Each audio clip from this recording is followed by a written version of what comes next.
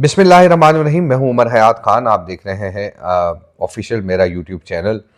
और आज हम दो अहम खबरों के हवाले से बात करेंगे। वो दो अहम खबरें क्या हैं? पहली खबर ये है कि तहरीक लब्बैक पाकिस्तान को कुछ सोशल मीडिया अकाउंट्स पर जो है वो तनकीद का निशाना बनाया जा रहा है। और कुछ ऐसे अकाउंट्स हैं कि जो कि फेक अकाउंट्स हैं, लेकिन उनकी रीच ज़्यादा है। और कुछ ऐसे अकाउंट्स हैं कि जिनको जो कुछ ख़वातीन जो है वो चला रही हैं और वहाँ पे बातें हो रही हैं। इस हवाले से बात करेंगे। और दूसरा, जो खैबर पख्तूनख्वा की हुकूमत ने जो कोर कमांडर पेशावर हैं उनको तलब किया है वज़ीर आला हाउस में ब्रीफिंग के लिए।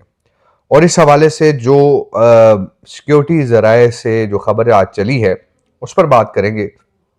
पहले हम वज़ीर आला खैबर पख्तूनख्वा या खैबर पख्तूनख्वा हुकूमत की जानिब से जो कोर कमांडर पेशावर को ब्रीफिंग के लिए तलब किया गया है उस पर बात करेंगे। और क्योंकि एक लेटर लिखा गया है हुकूमत खैबर पख्तूनख्वा की जानिब से, और उस लेटर में बाकायदा तौर पर कहा गया है कोर कमांडर पेशावर को कि वो आएँ और वज़ीर आला हाउस में वज़ीर आला को अमन अमान की सूरत हाल के हवाले से और दीगर मामलात पर और जो ऑपरेशंस हो रहे हैं उन पर ब्रीफिंग दें। अब उसके हवाले से एक सिक्योरिटी ज़राए की जानिब से खबर जारी की गई है और उसमें यह कहा गया है कि जो हुकूमत खैबर पख्तूनख्वा है उसका ये मैंडेट ही नहीं है कि वो कोर कमांडर पेशावर को जो है वो ब्रीफिंग के लिए तलब करे। अब सिक्योरिटी ज़राए ने यह खबर दी है और उसमें यह भी मेंशन किया गया है कि कोर कमांडर जो है वो विफाक के मातहत है, लिहाजा वो विफाकी हुकूमत को अमन अमान की सूरत हाल के हवाले से ब्रीफिंग दे सकते हैं, या फिर कोई कौमी सलामती कमेटी हो उसमें, या फिर कोई एपिक्स कमेटी हो जिसमें वज़ीर आज़म हो, सदर पाकिस्तान हो या दीगर लोग हो, उस कमेटी में वो ब्रीफिंग दे सकते हैं।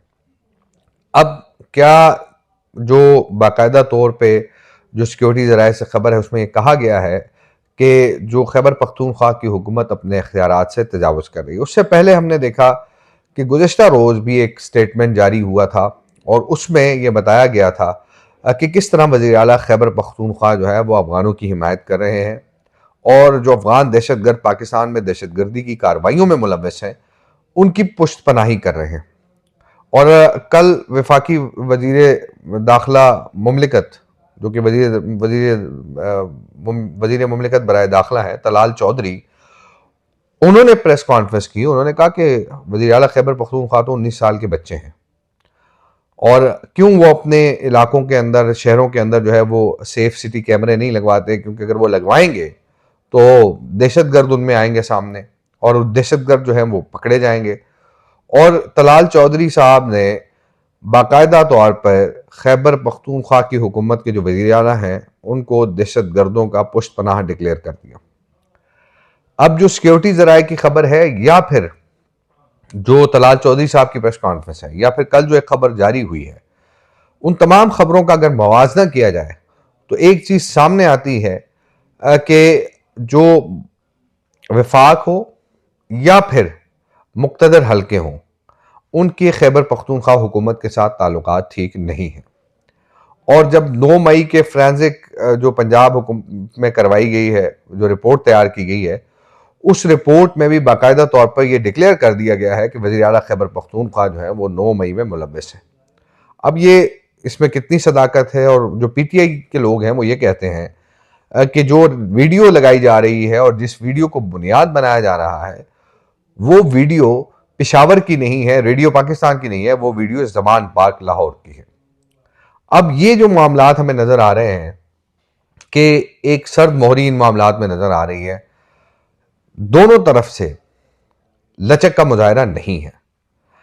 अब क्या पाकिस्तान ऐसे तमाम चीज़ों का मुतहम्मिल हो सकता है? इस पे हमें ज़रा सोचना होगा, हमें इस पे बात करनी चाहिए, हमें इस पे डायलॉग करना चाहिए।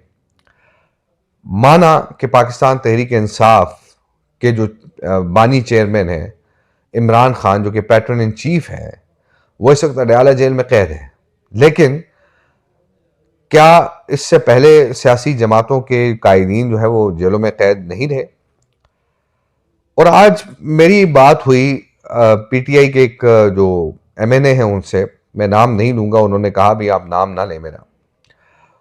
तो उनको मैंने कहा कि क्या आप लोगों की पार्टी में कोई ऐसा बंदा नहीं था कि जिसको अपोजिशन लीडर जो है नॉमिनेट किया जा सकता कौमी असम्बली में और सेनेट में? एक आपने पख्तूनख्वा मिली अवामी पार्टी का जो एमएनए है उसको अपोजिशन लीडर नामजद कर दिया, और सेनेट में आपने मजलिस वहदतुल मुस्लिमीन के जो सरबराह हैं अल्लामा राजा नासिर अब्बास साहब, उनको आपने नॉमिनेट कर दिया। तो इस पर उन्होंने कहा कि इमरान खान का जो फैसला है वो हमारा फैसला है। इमरान खान साहब ने फैसला कर दिया तो बस हमें मानना पड़ेगा। लेकिन वो इस अंदाज से कह रहे थे, तंजिया अंदाज से, कि लग रहा था कि वो इस फैसले से खुश नहीं है। अब वो लोग जो 2024 का इलेक्शन पीटीआई के टिकट पर उस नैरेटिव के साथ लड़के आए हैं, उनके लिए थोड़ी बहुत मुश्किलात पैदा हो रही। और आज मैंने सनाउल्लाह मस्ती खेल साहब से भी बात की, उनसे भी मैंने सवाल पूछे, वो भी यही कहते हैं कि इमरान खान साहब जो कहेंगे वही होगा। अब मसला यह है कि वो पीटीआई के लोग नाला हैं इस फैसले से कि आखिरकार ऐसा फैसला क्यों किया गया, इमरान खान साहब ऐसा फैसला क्यों उन्होंने पार्टी के लोगों पे मुसल्लत किया। ये सवालात पाकिस्तान तहरीक इंसाफ में हो रहे हैं। अब इस पे जवाब जो है वो इमरान खान दे सकते हैं, लेकिन इमरान खान इस वक्त अडयाला जेल में कैद है, उनके साथ जो मुलाकातें हैं उस पर पाबंदी आयद की गई है। तो इसलिए ये मामला जो है वो थोड़े से गंभीर होते जा रहे हैं। अब जो मुक्तदरा है उनके और खैबर पख्तूनख्वा हुकूमत के ताल्लुकात जो है ख़राब हो रहे हैं, और पेशगोई ये की जा रही है कि अगर मामला दुरुस्तगी की तरफ ना गए तो वफाकी हुकूमत के पास एक ऑप्शन है, उस ऑप्शन को इस्तेमाल किया जा सकता है और सूबे में गवर्नर राज जो है वो लगाया जा सकता है। अब जब हम बात करते हैं कि पीटीआई के अंदर तकसीम है, बहुत से लोग जो है वो मुख्तलिफ ग्रुप्स का हिस्सा बन गए हैं, कोई अलीमा खान ग्रुप में है, कोई शेर अफजल मरवत ग्रुप में है, तो कोई बैरिस्टर गोहर ग्रुप में है, कोई अली अमीन गंडापुर ग्रुप में है। खैबर पख्तूनख्वा की आपको सूरत हाल बता रहा हूं।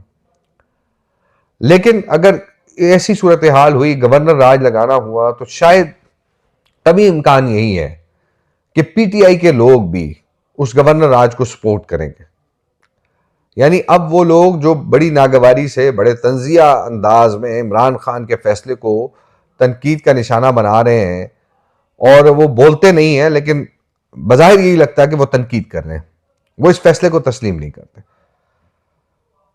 तो ये सारी सूरत हाल आपके सामने। अब तहरीक लब्बैक के हवाले से हम बात करेंगे कि तहरीक लब्बैक के जो अल्लामा सैयद सरवर शाह सैफी हैं, उनकी जानिब से जो इतवार को एक स्टेटमेंट आया कि जो हाफिज साद रिजवी हैं और हाफिज अनस रिजवी हैं वो एजेंसियों की तहवील में है।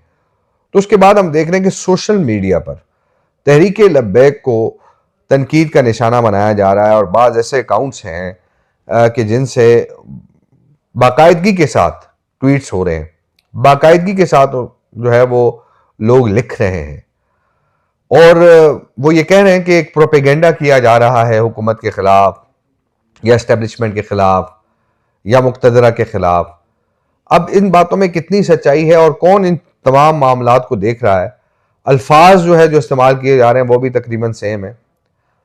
लेकिन एक चीज जो हम आपसे शेयर भी करते रहते हैं, बड़े पॉजिटिव अंदाज में करते हैं, वो यही है कि अब भी हुकूमत के अंदर जो सॉफ्ट कॉर्नर लब्बैक के लिए रखने वाले लोग हैं वो ये कहते हैं कि मुज़ाकरात के जरिए इन मामलात को हल किया जाए, और इसी तरह मुक्तदरा में भी मुज़ाकरात के जरिए मामलात को हल करने के हवाले से बात की जाती है कि तहरीक लब्बैक पाकिस्तान जो है उसके ऊपर जो पाबंदी लगाई गई है उस पाबंदी को उठाना, और या जो गिरफ्तार असीर रहनुमा कारकुनान हैं उनकी रिहाई, या जो उनकी अमलाक सील की गई हैं, जायदादें सील की गई उनको डी सील करना।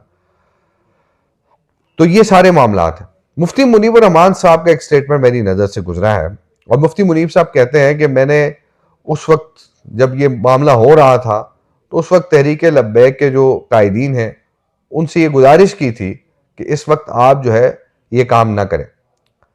फिर उन्होंने ये बात भी कही कि हुकूमत पंजाब ने जो अहले सुन्नत वल जमात के मसलक की 300 से ज़ायद मसाजिद व मदारिस को जो है वो अपनी तहवील में ले लिया, और फिर उन्होंने हुकूमत पंजाब से बात की और उनकी गारंटी पर हुकूमत पंजाब ने वो 300 मसाजिद मदारिस जो है वो वापस किए, और मुफ्ती मुनीब साहब के बकौल के उन्होंने उन लोगों को ही वापस दिए जो कि सड़क पर आ गए थे और वो दोबारा अपने मस्जिदों और मदरसों में आ गए। लेकिन अब भी मैं आपको एक चीज़ थोड़ा सा क्लियरली बता दूं कि मुफ्ती मुनीबुर रहमान साहब जो कोशिशें कर रहे हैं, ख़ास तौर पे तहरीक लब्बैक के हवाले से के मामलात को जो है वो मुज़ाकरात के ज़रिए बेहतरी की तरफ ले जाया जाए, मुआहिदा जो है तहरीक लब्बैक और हुकूमत के दरमियान में हो, ऐसा मुआहिदा हो जो 2021 में हुआ था उस वक्त की पीटीआई हुकूमत से, तो ऐसा ही मुआहिदा मौजूदा हुकूमत से भी हो, और तहरीक लब्बैक की जो सियासी मजहबी सरगर्मियाँ हैं उसकी इजाज़त हो। तो इस हवाले से भी मुफ्ती मुनीब साहब कोशिशें कर रहे हैं। मेरे ज़राए मुझे ये बताते हैं कि दीगर कुछ उलमा भी मुफ्ती मुनीब रहमान के साथ इन मामलात पर गुफ्त शनीद करके बेहतरी की तरफ ले जाने के लिए कोशां हैं, सरगर्म अमल हैं। अब देखना यह है कि क्या वो अपनी कोशिशों काविशों में कामयाब होते हैं या नहीं। लेकिन जो मुफ्ती मुनीब साहब ने बात की कि हुकूमत पंजाब से उन्होंने अपनी गारंटी पे 300 मसाजिद और मदारिस जो है वो उनके जो इमाम हैं या खतीब हैं या मोहतमिम हैं उनके हवाले किए हैं, तो ये एक अच्छी पेशरफ्त है। लेकिन अब थोड़ा सा हमें जंगी बुनियादों पर इन बातचीत के मामलात को तेज करना पड़ेगा, तभी जाके कहीं ये जो सर्द मोहरी है, ये बर्फ जो है वो पिघल जाएगी, ये ख़त्म सर्द मोहरी जो है वो ख़त्म होगी। तो इन चीज़ों को इस तरफ लेके जाना, क्योंकि कभी भी हम देखते हैं कि जंग या लड़ाई किसी मसले का हल नहीं होती, आखिर में तमाम लोगों को मिल बैठ के मामला तय करने होते हैं। तो अब देखते हैं कि कल हमें क्या खबर मिलती है। कोशिश करेंगे कि आज रात जो है वो लेटेस्ट अपडेट लेके कल सुबह आपसे शेयर करें और अच्छी खबर शेयर करें, बेहतर और बैलेंस्ड जो है वो तजिया आपको फराहम करें। तो मुझे दीजिए इजाज़त। अल्लाह हाफिज़।